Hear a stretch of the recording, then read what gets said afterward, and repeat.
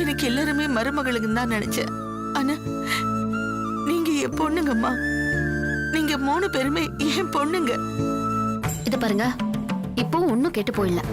உங்களுக்கு ஏதாவது குழப்பம் இருந்தா சொல்லுங்க. இது தூக்கி போட்டுட்டு வேற ஏதாவது நல்ல வழியை தேடிக்கலாம்.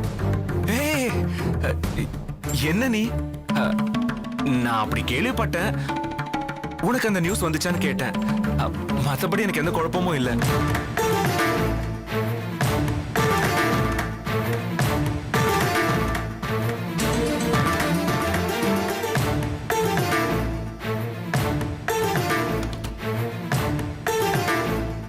அக்கா, இங்க என்ன பண்ற? தூங்காம? தூக்கம் வரல? வரலக்கா. அதான் உங்களை பார்த்துட்டு பேசிட்டு போலான்னு வந்தேன். உள்ள வெற்றி மாமா பேச்சு குரல் கேட்டுச்சு. அதான் இங்கே நின்னுட்டேன். இருந்தா என்னடி கூப்பிட வேண்டியதானே வரப்போற. சரி, என்ன விஷயம் சொல்லு. இல்லக்கா, தனியா தூங்க என்னவோ போல இருந்துச்சு. அதான் உங்ககிட்ட கொஞ்ச நேரம் பேசிட்டு இருக்கலாம்னு நினைச்சேன். சரி இரு, மாமா தூங்கிட்டாரான்னு பாத்துட்டு வரேன்.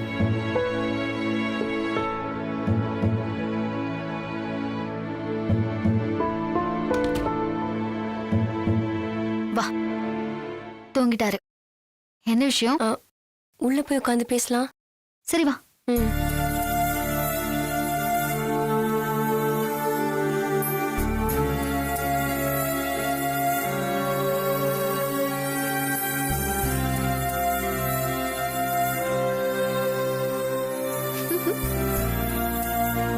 என்னக்கா சிரிக்கிறீங்க? பின்ன சக்தி இருந்தா ஒரு ரூம்குள்ள விட்டுருப்பியா என்ன? யானோ சக்தி ஒரு ஷிஃப்ட், நீ ஒரு ஷிஃப்ட். என்னடி கூத்து இது? கூத்தா? ஆமா, பின்ன உங்களுக்கு இப்ப என்ன வயசாயிடுச்சு? இப்ப பணம் சம்பாதிக்கிறதுக்கு ஆளுக்கு வேற வேற ஷிஃப்ட்னு ஓடிட்டு இருக்கீங்க. சூழ்நிலை அப்படி ஆயிடுச்சு. அனோ, இப்ப என்ன பொல்லாத சூழ்நிலை சொல்லு. கம்பெனி உங்க அப்பா ஓடுது. அவர்கிட்ட சொல்லி 2 பேருக்கு ஒரே ஷிஃப்ட் போட சொல்லுனா கேட்க மாட்டேங்கிற. இப்ப என்ன அவர் தலையா வாங்கிடுவாரு? நைட் ஷிஃப்ட் வேலை செய்யறதுக்கு வேற ஆளே கிடைக்க மாட்டாங்களா என்ன? ஏதோ பூச்சாண்டி காட்டிட்டு இருக்கீங்க.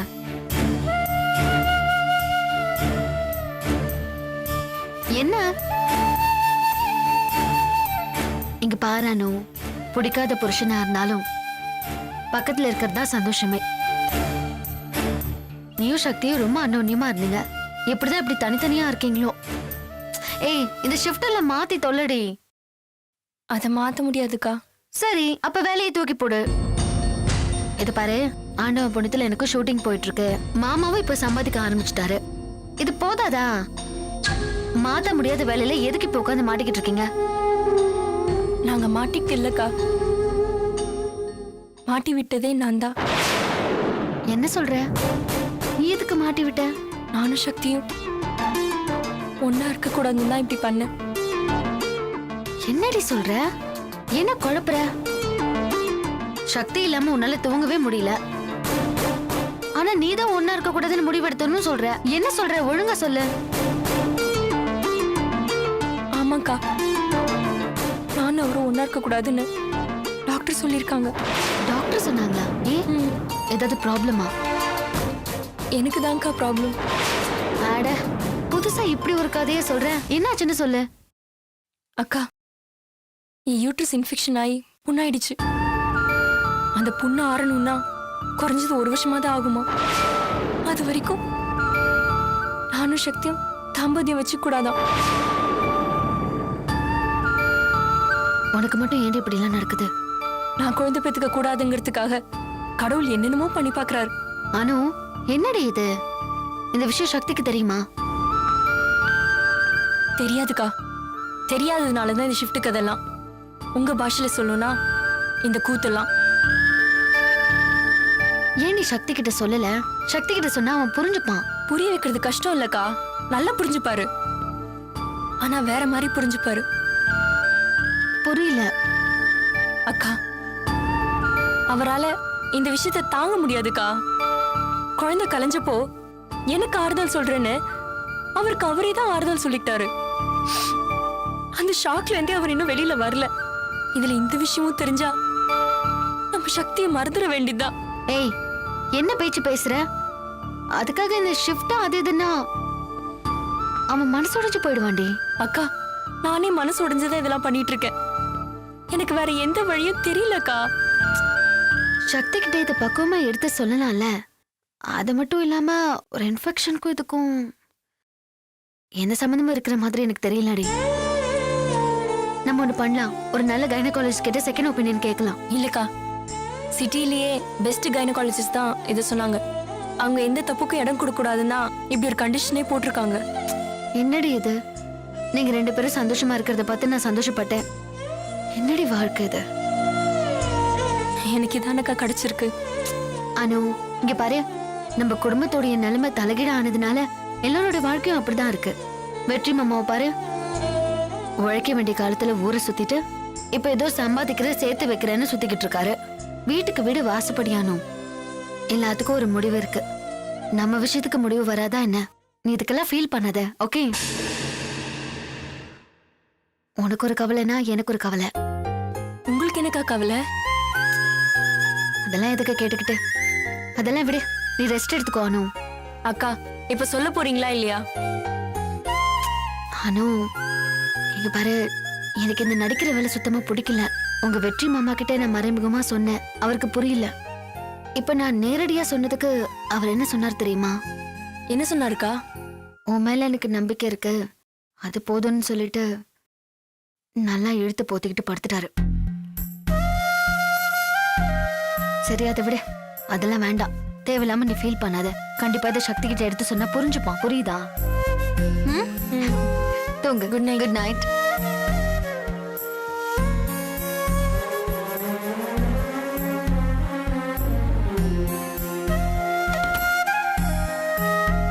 இவங்க 2 பேருக்குள்ள இவ்ளோ பெரிய பிரச்சனை இருக்கா? இந்த விஷயத்தை சக்தி கிட்ட சொல்லி எப்படி புரிய வைக்கிறது? சக்தி புரிஞ்சுப்பானா?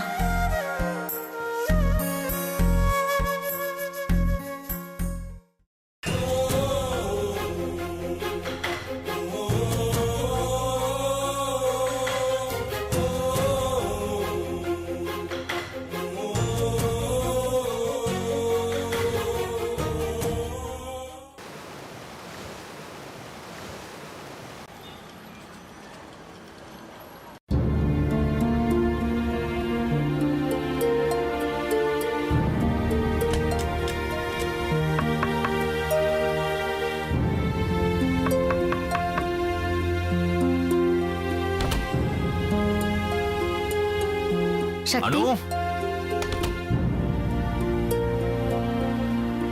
சொல்லுங்க நீ. என்ன சக்தி, இப்பதான் வேலையில இருந்து வரியா? ஆமா நீ. காஃபி போட்டு எடுத்துட்டு வருவா? அதெல்லாம் ஒண்ணு வேணாம் நீ, தூங்கினா போதும். சக்தி, சொல்லுங்க நீ. சக்தி, அனுக்கு துணையா இங்கே இருக்கலாம்ல. எதுக்கு தேவையில்லாம நைட் ஷிஃப்ட் எல்லாம் போயிட்டு அவளை தனியா விட்டுட்டு? அவளுக்கு நான் துணையாவா? அவதான் துணையே வேணான்னு என்ன துரத்தி விட்டா. இப்படி நைட் ஷிஃப்ட்ல நாயா அழிஞ்சிட்டு இருக்கேன். ஒரு மிஷினா தான் வாழ்ந்துட்டு இருக்கேன். இல்ல, அவ என்ன வேணும்னா ஷிஃப்ட் மாத்தி விட்டா? சூழ்நிலை. அனி, சூழ்நிலையும் இல்ல, சுண்டக்காவும் இல்ல. அவளும் அவ அப்பனும் சேர்ந்து பண்ண சதி இது. என்ன பேசுற நீ? உங்க ஷிஃப்ட மாத்தி விடுறதுனால அவங்களுக்கு என்ன லாபம்? லாபமோ நஷ்டமோ பிரிச்சு வச்சு பாக்குறதுல அவங்களுக்கு ஒரு தனி சந்தோஷம். சைக்கோ மாதிரி அண்ணி. இல்ல சக்தி, நீ நினைக்கிற மாதிரி எந்த சந்தோஷமும் இல்ல, எந்த சைக்கோத்தனமும் இல்ல. அனு நேத்து ராத்திரி முழுக்க தூங்கவே இல்ல. இப்படி 2 பேரும் மாத்தி மாத்தி வேற வேற டைம்க்கு வேலைக்கு போறதுனால பாத்துக்க முடியலன்னு ரொம்ப ஃபீல் பண்ணா. அட போங்க அண்ணி, அவ சொன்னதெல்லாம் கேட்டு நீங்களும் நம்பிட்டு இருக்கீங்க. அவங்க அப்பா என்னைக்கு நம்ம வீட்டுக்கு வந்தாரோ அப்பவே அவங்க பக்கம் திரும்பிட்டா. அதுக்கப்புறம் அவளுக்கு அவங்க அப்பா சொல்றதுதான் வேதம். அவங்க வீடுதான் கோயில். இங்க சும்மா ஒரு பேச்சுக்கு தான் வாழ்ந்துட்டு இருக்கா. இல்ல சக்தி, அனுக்கு என்ன பிரச்சனைனா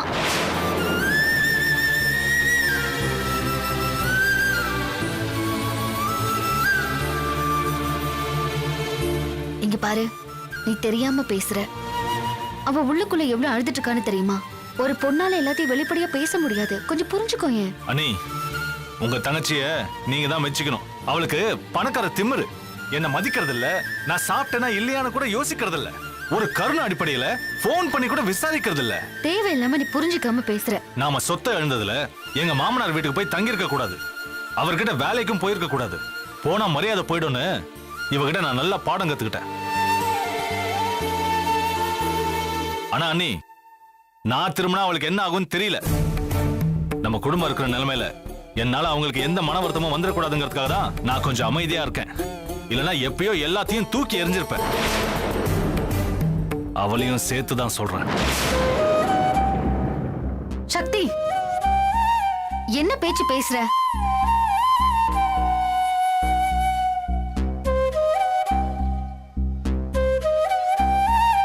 சரி விடு, நம்ம குடும்பத்துக்கு நேரம் சரியில்லை, அவ்வளவுதான் சொல்ல முடியும்.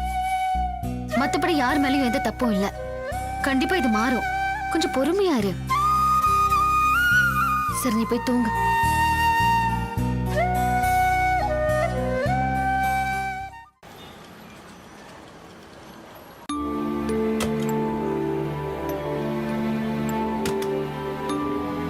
ஏண்டா மணி என்னம்மா? என்னாச்சு?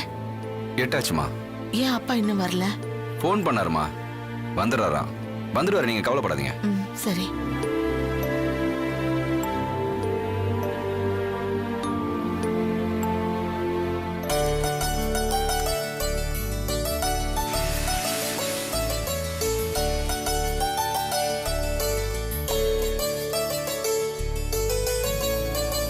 ஒரு 15 மினிட்ஸ்ல வந்துருவேன். Bye sir. அக்கா, ஒரு ப்ரொடக்ஷன் ஆபீஸ் வரைக்கும் போக வேண்டியிருக்கு, போயிட்டு வந்துடுறேன். தோசை சாப்பிட்டு போ, டிஃபன் ரெடி ஆயிடுச்சு. நான் போற வழியில சாப்பிடுறேன், இல்லனா சீக்கிரம் வந்துடுறேன். சரி, காபியாவது குடிச்சிட்டு போமா. ஐயோ அர்ஜுன், ஒரே அழகா, நீ போக வேண்டானே, நான் சீக்கிரம் வந்துடுறேன். ஐயோ, தோசை சுட்டிங்க. நான் தான் செஞ்சிட்டு இருக்கேன்ல, 2 வாயாவது சாப்பிட்டு போலாம்ல. இருக்கட்டும். ஏமா? நான் வந்து கூட சாப்பிட்டுப்பேன்க்கா, ஒன்னும் பிரச்சனை இல்ல. வாங்க வாங்கப்பா, உட்காருங்க. உட்காருங்க. எல்லாம் நல்லபடியா முடிஞ்சுதா? தேன்மொழி, அத்த, காஃபி எடுத்துட்டு வா, மாமா வந்திருக்காரு. எடுத்துட்டு வராத. மாமா வந்துட்டாரா? குடுங்கக்கா, நான் எடுத்துட்டு வேணா போய் லட்சுமி, கொடுக்கிறேன். இதோ நானே எடுத்துட்டு வரேன். சிம்ல தான் இருக்கு, நீ போ, நான் எடுத்துட்டு வரேன். கோர்ட்ல விசாரிச்சாங்களா? இந்தாங்க மாமா.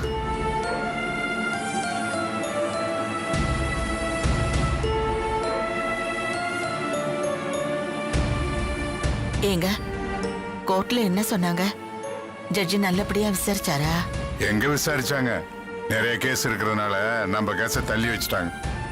அப்போ போனது வேஸ்டா போச்சா? எல்லாமே வேஸ்டா தாமா போயிட்டு இருக்கு. என்னங்க சொல்றீங்க? அகிலா அவன் புரோக்கர் பையமா, அவனை நம்பி நாம எல்லாருமே ஏமாந்து போயிட்டோம்.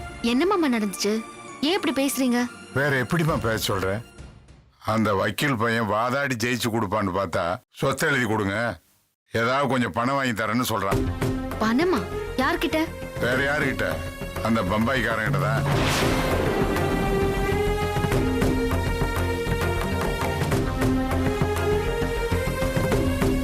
வெற்றி கையெழுத்து போட்டு கொடுத்துட்டா போதுமா? என்னங்க சொல்றீங்க? இதுக்காகவா நம்ம போராடணும்? இதுக்காகவா இவ்வளவு கஷ்டப்படுறோம்? நாம கஷ்டத்துல இருக்கமா, கோர்ட்டு ஃபீஸு, அவன் ஃபீஸு, அப்புறம் ஏதோ மவுண்ட் ஃபீஸா, அதெல்லாம் நம்மளால கொடுக்க முடியாதான். அதனால கையெழுத்து போட்டு அவன் கொடுக்குற காசை நம்ம வாங்கிட்டு போகணுமா?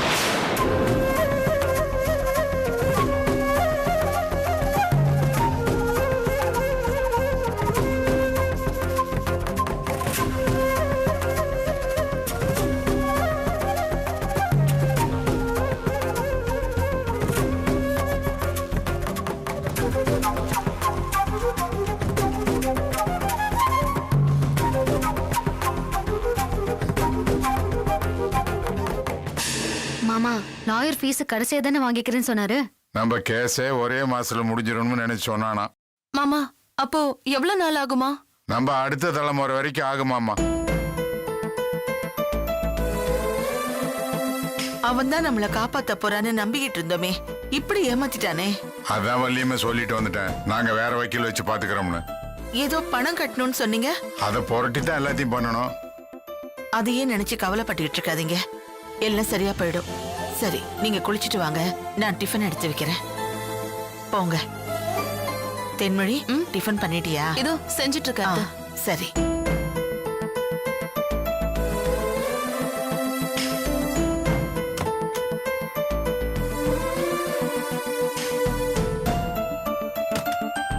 அனு, அக்கா, கிளம்பிட்டி ஆபீஸ்க்கு? ஆமாக்கா, இப்ப போனதான பஸ் பிடிக்க சரிவா, முடியும். நானும் உன் கூட வரேன். இந்த டிராபிக்ல வேலையை முடிச்சிட்டு வீட்டுக்கு போய் சேர்றதுக்குள்ள நேரம் ஆயிடும்னு நினைக்கிறேன்ல. ஆமாங்கா, ஷூட்டிங்ல காஸ்டியூம்லாம் கொடுக்குறாங்களா, அவங்க திரும்ப வாங்கி வச்சுப்பாங்களா? ஆமா பின்ன.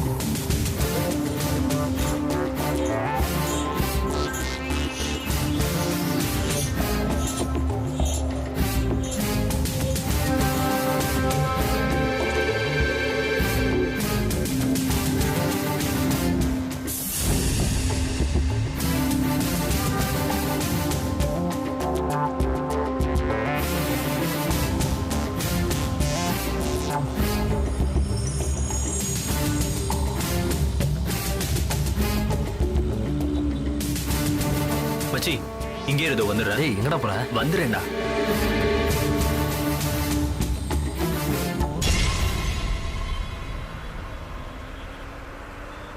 மேடம், நீங்க அந்த சிவகாமி ஊதுபத்தி விளம்பரத்துல நடிச்சவங்க தானே? இல்ல, எனக்கு உங்களை எங்கேயோ பார்த்த மாதிரி இருந்துச்சு, அதான் உங்களை அப்படியே பார்த்துட்டே இருந்தேன்.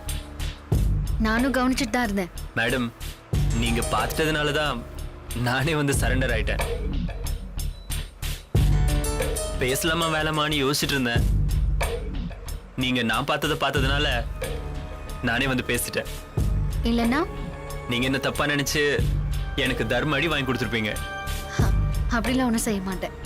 ஐயோ மேடம், அப்படிதான் செய்யணும். பஸ்ல எவ்வளவு அராஜகம் நினைக்கிறீங்க? உங்க வீட்டு அராஜகம் இல்ல, எங்க வீட்டு அராஜகம் இல்ல. லேடிஸ்லாம் தனியா வர முடியல மேடம். பார்க்காதப்போ பாக்குறது, எதிர்பார்க்காத மாதிரி வந்து இடிக்கிறது, இப்படி நிறைய. அது எல்லா இடத்துலயும் இருக்கதான்ப்பா செய்யுது. பரவாயில்லையா மேடம், நீங்களாவது பொறுத்துக்கிறீங்க. யார் சொன்ன நான் பொறுத்துக்கிறேன்னு? அப்படிலாம் ஒண்ணும் இல்லப்பா. இன்டீசென்டா நடந்துக்கிட்டா ஸ்லிப்பரை கழட்டி அடிப்பேன். பரவாயில்ல மேடம், போல்டா தான் இருக்கீங்க. நான் உங்ககிட்ட வந்த விஷயமே வேற, அதை விட்டுட்டு வேற எதையோ பேசிட்டு இருக்கேன். உங்ககிட்ட ஒரு ஆட்டோகிராஃப் கிடைக்குமா? ஐயோ, ஆட்டோகிராஃப் போடுற அளவுக்கு நான் பெரிய ஆள் இல்லப்பா. மேடம், நீங்க பெரிய ஆர்டிஸ்ட் மேடம். இப்போ ரீசெண்டா சீக்ரெட்னு ஒரு பாடி ஸ்ப்ரே ஆட்ல நடிச்சீங்கல்ல, அது இப்போ ரொம்ப ஃபேமஸ். கொஞ்சம் விட்டா என்ன பெரிய ரேஞ்சுக்கே கொண்டு போய் விட்டுருவீங்க போல இருக்கு. உங்க ரேஞ்சே உங்களுக்கு தெரியல மேடம். ஐயோ போதும்பா, ஆட்டோகிராஃப் தானே வேணும், கொடுங்க பண்ணி தரேன். இந்தாங்க.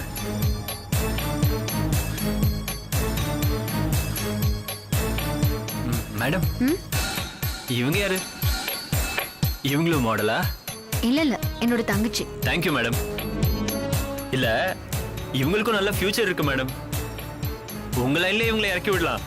நல்ல ஸ்கின் டோன், இன்னும் சொல்ல போனா இவங்களை சினிமாவிலே நடிக்க வைக்கலாம் மேடம். ஏங்க, நான் போனதே ஒரு பெரிய ஆக்சிடென்ட்ங்க.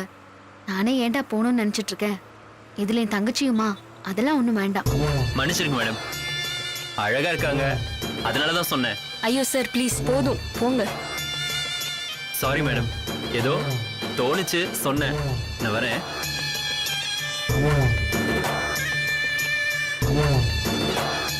என்னடா ஆட்டோகிராஃப் வாங்கிட்டியா? பாரு குடுவாதியா, ஆட்டோகிராஃப் வாங்கிட்டு வந்துட்டேன். எப்படிடா மச்சான்? அப்படிதான் விட்டா நம்ம குடும்பத்துல எல்லாரையும் நடிக்க சொல்லுவான் போல இருக்கு. பப்ளிக்னா இந்த மாதிரி பேசதான் செய்வாங்க. நான் கூட முதல்ல அவன் நம்மள ஃபாலோ பண்றணும்னு நினைச்சிட்டேன். என்னோட ஆடை பார்த்திருப்பான்னு எதிர்பார்க்கவே இல்லை. பரவாயில்லக்கா, நீங்களும் ஃபேமஸ் ஆயிட்டீங்கல்ல. அட, இத்தனை பேருக்கு மத்தியில உங்களை அடையாளம் கண்டுபிடிக்கிற அளவுக்கு ஆயிட்டீங்கல்ல. ஹேய் சும்மா இருடி, நீ வேற. இல்லக்கா, நான் நிஜமா தான் சொல்றேன், நீங்க பெரிய ஸ்டார் ஆக போதும் போறீங்க. போதும், என்ன ஓட்டாத போதும். நிஜமா. மாய மூடு.